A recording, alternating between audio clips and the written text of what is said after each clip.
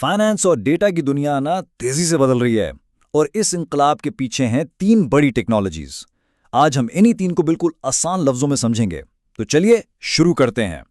अच्छा, कभी सोचा है कि पैसा, डेटा और सबसे बढ़कर ट्रस्ट, इन सब का फ्यूचर क्या है? मतलब जब हर चीज डिजिटल हो रही है तो हम इन चीजों को महफूज कैसे रखेंगे? इसका जवाब ना इन्हीं टेक्नोलॉजीज में छुपा हुआ है जिनकी हम आज बात करने वाले हैं। तो देखें, हमारा सफर कुछ इस तरह से होगा। सबसे पहले हम बात करेंगे ब्लॉकचेन की, जो कि समझ लें डिजिटल ट्रस्ट की बुनियाद है। फिर हम डीएलटी की पूरी फैमिली से मिलेंगे, जो इससे भी बढ़कर है। उसके बाद हम देखेंगे कि ये सब मिलकर फिनटेक की दुनिया में क्या कमाल कर रहा है। और हाँ, एंड में सारे अहम टेकअवेज को एक जगह समराइज भी करेंगे।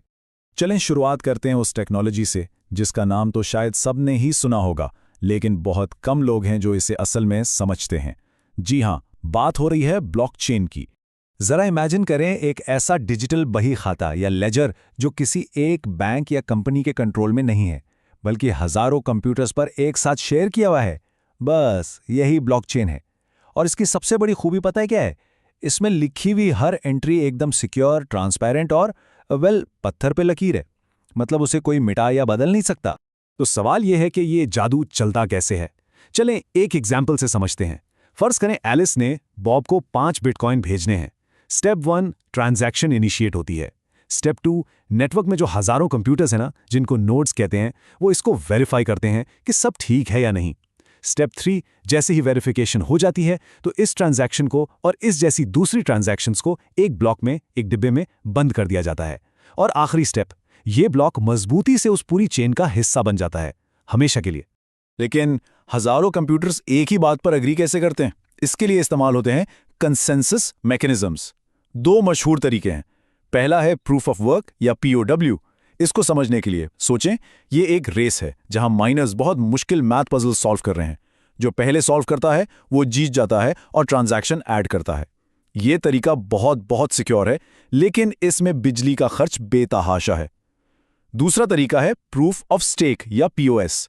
यहां रेस नहीं है, बल्कि एक किस्म की लॉटरी है। जिन लोगों ने सिस्टम में अपना पैसा स्टेक किया होता है, उनमें से किसी एक को ट्रांजैक्शन वेरीफाई करने का मौका मिलता है। ये पीओडब्ल्यू से काफी तेज है और एनर्जी एफिशिएंट भी। और हाँ, ये भी याद रखें कि हर ब्लॉकचेन एक जैसा नहीं होता। पब्लिक ब्लॉकचेन्स, जैसा कि नाम से जाहिर है, सबके लिए खुले हैं, जैसे बिटकॉइन या इथेरियम। फिर आते हैं प्राइवेट ब्लॉकचेन्स, जिन्हें कोई एक ऑर्गेनाइजेशन कंट्रोल करती है। इसके बाद हैं कंसोर्शियम ब्लॉकचेन्स, जिनको कुछ इदारे मिलकर चलाते हैं। और आखिर में आते हैं हाइब्रिड, जो पब्लिक और प्राइवेट दोनों का मिक्सचर होते हैं, अलग अलग जरूरियात के लिए। देखें, आमतौर पर लोग सोचते हैं कि ब्लॉकचेन सिर्फ क्रिप्टो करेंसी के लिए है, लेकिन ऐसा बिल्कुल नहीं है। इसके 5 बड़े इस्तेमाल हैं और इन्हें याद रखने के लिए एक छोटी सी ट्रिक है। लफ्ज सी साइट याद रखें। सी से करेंसीज एंड पेमेंट्स, एस से स्मार्ट कॉन्ट्रैक्ट्स, ए से एसिड ट्रैकिंग, आई से आइडेंटिटी और सिक्योरिटी, और टी से data sharing and record systems. तो देखा कितने सारे यूजेस हैं इसके। लेकिन कहानी यहां खत्म नहीं होती। सच तो यह है कि ब्लॉकचेन एक बहुत बड़ी तस्वीर का सिर्फ एक हिस्सा है। यह तो बस एक मशहूर मेंबर है, पूरी फैमिली तो अभी बाकी है। तो अगर ब्लॉकचेन इस फैमिली का स्टार प्लेयर है, तो अब वक्त आ गया है कि पूरी टीम से मुलाकात की जाए। और इस टीम का नाम है डिस्ट्रीब्यूटेड लेजर टेक्नोलॉजी या डीएलटी। बेसिकली डीएलटी वो बुनियादी कॉन्सेप्ट है जहां रिकॉर्ड्स किसी एक सेंट्रल सर्वर के बजाय बहुत से कंप्यूटर्स पर शेयर किए जाते हैं। अब इसको ऐसे समझें कि डीएलटी पूरा कॉन्सेप्ट है और ब्लॉकचेन उसकी सबसे मशहूर टाइप है, लेकिन यह अकेले नहीं है। ब्लॉकचेन के अलावा डीएलटी की और भी कई किस्में हैं और हर एक का अपना अलग काम है। फॉर एग्जाम्पल, एक है डैग। ये चेन की तरह नहीं, बल्कि एक जाल की तरह होता है, जिससे ट्रांजैक्शंस बहुत ही तेजी से होती हैं। फिर है हैशग्राफ, जो नेटवर्क में इंफॉर्मेशन फैलाने के लिए गॉसिप का तरीका इस्तेमाल करता है, बिल्कुल वैसी जैसे खबरें तेजी से फैलती हैं। होलो चेन में हर यूजर की अपनी छोटी सी चेन होती है। और हाँ, प्राइवेट लेजर्स भी हैं, जैसे R3 कॉडा, जो खास तौर पर बैंक्स जैसे इदारों के लिए बनाए गए हैं। इन सब डीएलटीज को याद रखने का भी एक आसान तरीका है, और वो है निमोनिक BDHHP। B से ब्लॉकचेन, D से डैग, H से हैशग्राफ, H से होलो चेन और P से प्राइवेट लेजर्स। सिंपल। ठीक है, बहुत सारे मुश्किल नाम सुन लिए, ब्लॉकचेन, डीएलटी, हैशग्राफ। लेकिन असल सवाल तो ये है कि इन सब का हमारी रोजमर्रा की जिंदगी और हमारी जेब पर क्या असर पड़ता है। इस सवाल का जवाब है फिनटेक। तो चले अब फाइनेंस की इस नई दुनिया में कदम रखते हैं।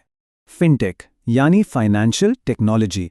जैसा कि नाम से जाहिर है, ये टेक्नोलॉजी और फाइनेंस का मिलान है।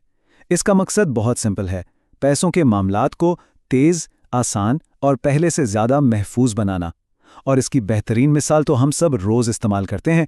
इजी पैसा, जाज़ कैश, सादा पे, ये सब फिनटेक ही तो हैं। फिनटेक को ठीक से समझने के लिए एक और लफ्ज़ याद कर लें, PLAIR। इसका पहला हिस्सा है P यानी पेमेंट्स। मोबाइल वॉलेट्स, क्रिप्टोकरेंसीज, इन सब के जरिए अब फौरन और महफूज तरीके से पैसे ट्रांसफ़र किए जा सकते हैं, बिल्कुल वैसे जैसे पेपॉल ने पूरी दुनिया में ऑनलाइन पेमेंट्स को आसान बना दिया है। प्लेयर में अगला हर्फ है L यानी लेंडिंग। ये वो प्लेटफॉर्म्स हैं जो कर्ज लेने वालों को डायरेक्ट कर्ज देने वालों से मिला देते हैं। बीच में बैंक का झंझट ही खत्म। इससे कर्ज लेने वालों को आसानी से और अक्सर कम रेट्स पर कर्ज मिल जाता है, जबकि कर्ज देने वालों को बेहतर रिटर्न्स मिलते हैं। फिर आता है A यानी ऑटोमेटेड वेल्थ। अगर इन्वेस्टमेंट की समझ नहीं है या टाइम नहीं मिलता तो फिक्र की कोई बात नहीं, अब रोबो एडवाइजर्स मौजूद हैं। ये AI पावर्ड प्लेटफॉर्म्स हैं जो आपके गोल्स के मुताबिक आपके पैसों को खुद ब खुद इन्वेस्ट करते रहते हैं, और वो भी बहुत कम फीस पर।